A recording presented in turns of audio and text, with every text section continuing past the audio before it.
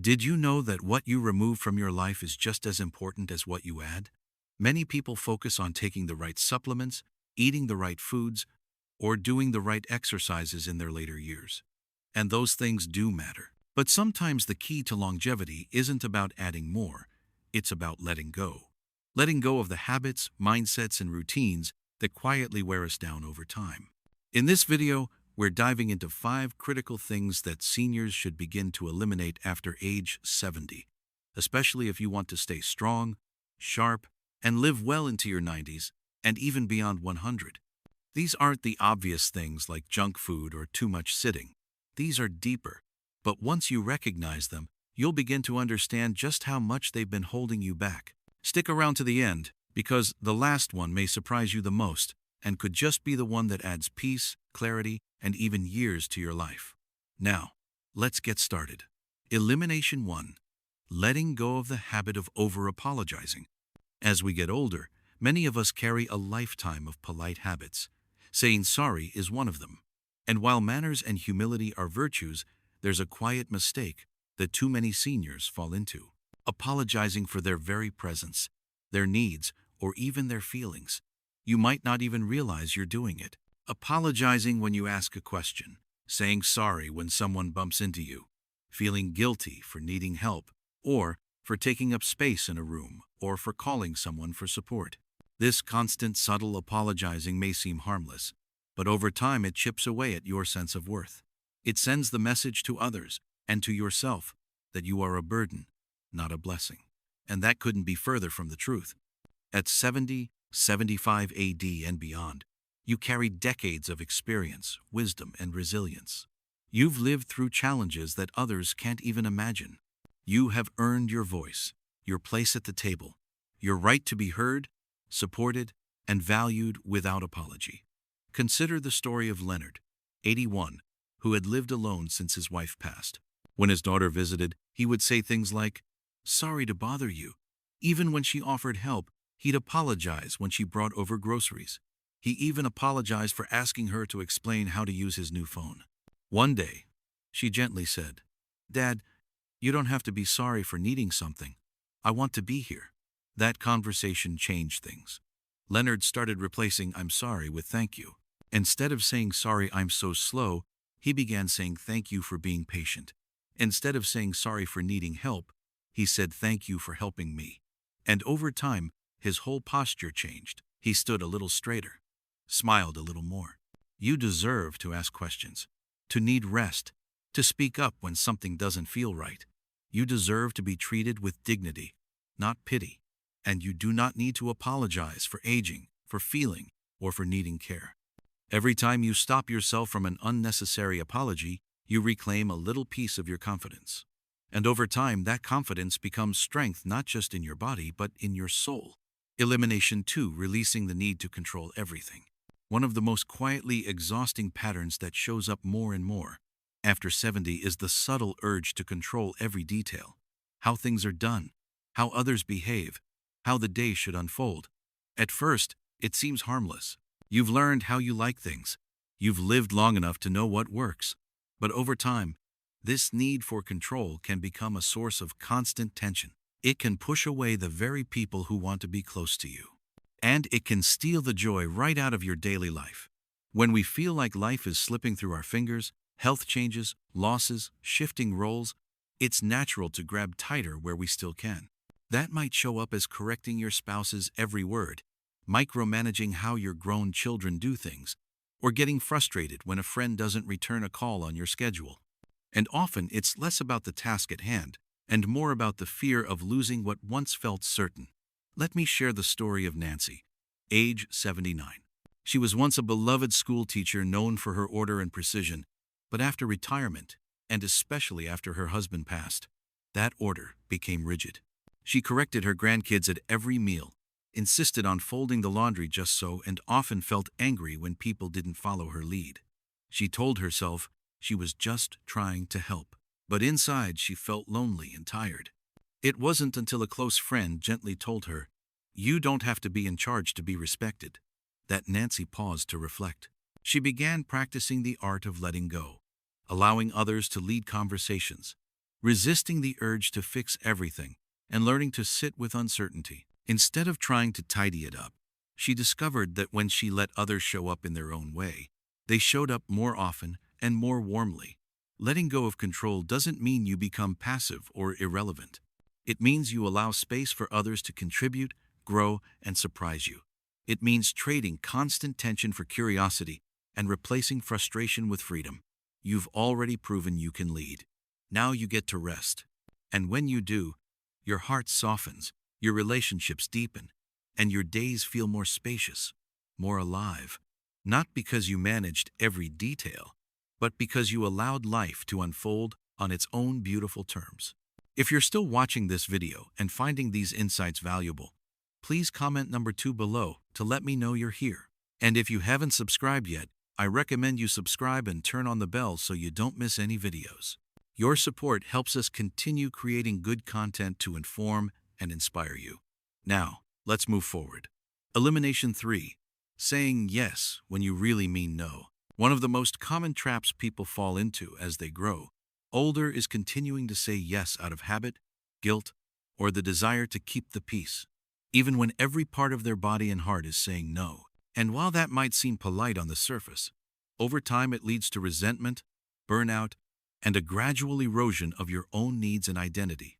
After 70, your time, your energy, and your emotional bandwidth become more precious than ever. You've spent a lifetime showing up for others, raising children, working hard, caring for parents, building a life. But now, this chapter belongs to you, and every yes you offer should come from a place of true desire, not obligation or fear. Take Paul, age 82. For years, he was known as the guy who never turned down a favor, rides to the airport, helping neighbors with home repairs, saying yes to every church committee, even when his body was tired and his calendar was already full. He told himself it was the right thing to do, but inside he felt depleted. He began losing interest in things he once enjoyed. He felt like a passenger in his own life. Then, during a routine doctor's appointment, his physician asked him a simple question. "Paul, when's the last time you did something just for you?" That moment hit hard. He realized he had become so used to pleasing others, he had forgotten how to check in with himself. So he started small. The next time someone asked him to volunteer for something, he took a breath and said, "Let me think about it." And for the first time in years, he gave himself permission to pause. Saying no doesn't make you rude. It makes you honest.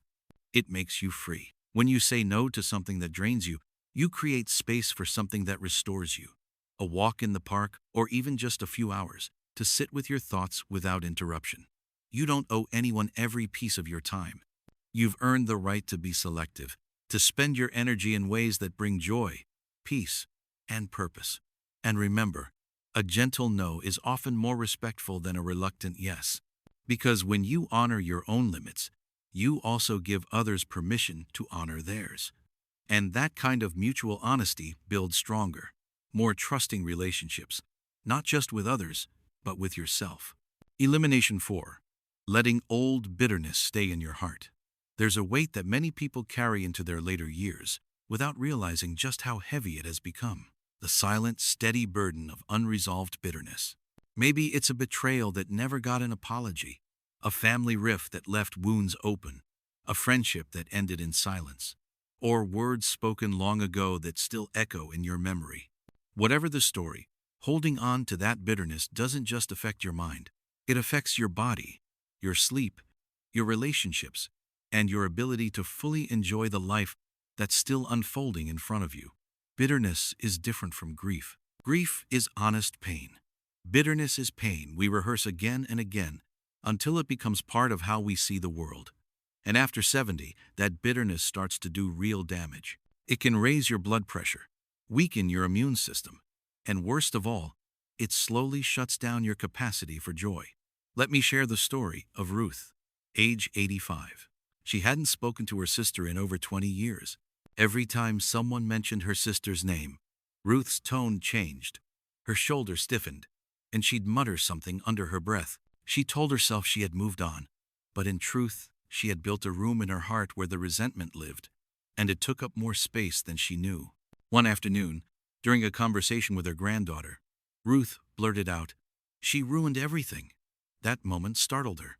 It was the first time she realized just how much of her energy had been wrapped around something that could never be changed. Forgiveness isn't about pretending it didn't happen. It's not about letting someone off the hook. It's about releasing yourself from the grip of it. It's about saying, "I'm not going to let this define my remaining years." And you don't need a big reconciliation. You don't need the other person to change.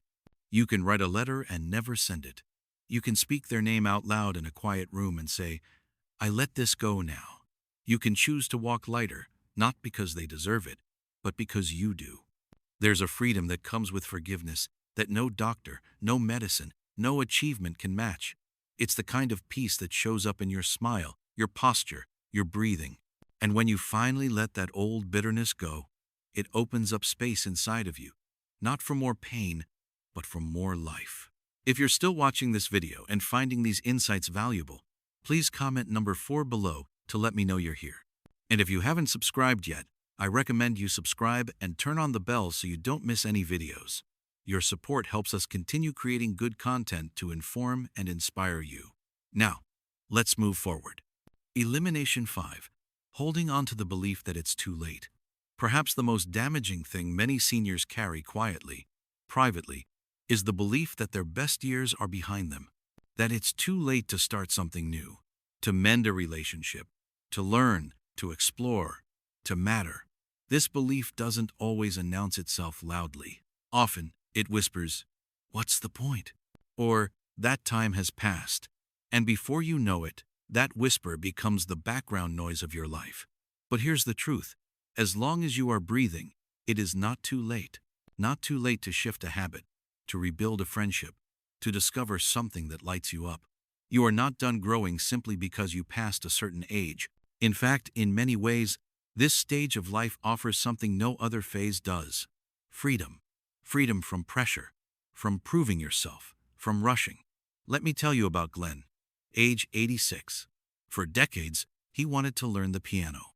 But he told himself it was too late. His fingers were stiff. His memory wasn't what it used to be. And besides, who learns an instrument at his age? One day, his daughter surprised him with a small keyboard. He laughed, politely, thanked her, and didn't touch it for weeks. Then one morning, feeling particularly restless, he sat down and plunked out a melody. But something inside him stirred. He began practicing 10 minutes a day. Within months, he could play 2 full songs, one of which he had always loved. And for the first time in years, Glenn felt not just alive, but excited. The point isn't piano, it's possibility. Too many seniors shrink their lives around what they can't do instead of stretching toward what they still can. And that shrinking of movement, of dreams, of imagination is what really accelerates aging. You are not too old to laugh deeply, to make a new friend. Your story is not finished. It is still being written. And whether you have 10 years or 30 left, that time can still be filled with meaning, purpose, and light. So, if you've been carrying the belief that it's too late for you, I hope today you set it down because the clock hasn't run out. Not on your joy, not on your growth, and not on the good you still have to offer this world. Final thoughts. We've talked today about 5 things that can quietly drain your energy, limit your joy, and shorten the beautiful years you still have ahead. But here's the good news. Every single one of them is within your power to release. You don't need a doctor's prescription, a fancy plan, or someone's permission to start letting go. All you need is the willingness to protect your peace, your purpose, and your presence in the world. Aging isn't about giving up. It's about growing up into wisdom, into compassion, into courage. It's about recognizing the weight we no longer have to carry, the expectations we no longer need to meet, and the mask we're finally free to take off. Whether you're 71 or 89, you still have time. Time to live lighter. Time to be curious instead of critical. You've earned this season of life. You've walked through storms, celebrated victories, and held people together more times than you can count. Now it's your turn to be held by truth, by clarity, by grace. So take one thing from this video. Maybe it's ditching the toxic self-talk. Maybe it's decluttering a grudge. Maybe it's saying yes to a new possibility. Whatever it is, let it be your gift to yourself. Because no matter your age, it is never too late to live well, love freely, and leave behind a legacy not of fear or regret, but of wisdom, warmth, and deep, unwavering aliveness. Thank you for joining us today. We'd love to hear from you. Leave a comment below and share one thing you learned today and how you plan to use it in your life. Your thoughts are important to us, so don't hesitate to share them. Reading your comments gives us great motivation and encouragement. If you enjoyed this video and found it helpful, please like, subscribe, and share. Your support helps us continue creating good content to inform and inspire you. Thanks for watching, and we look forward to seeing you in the next video.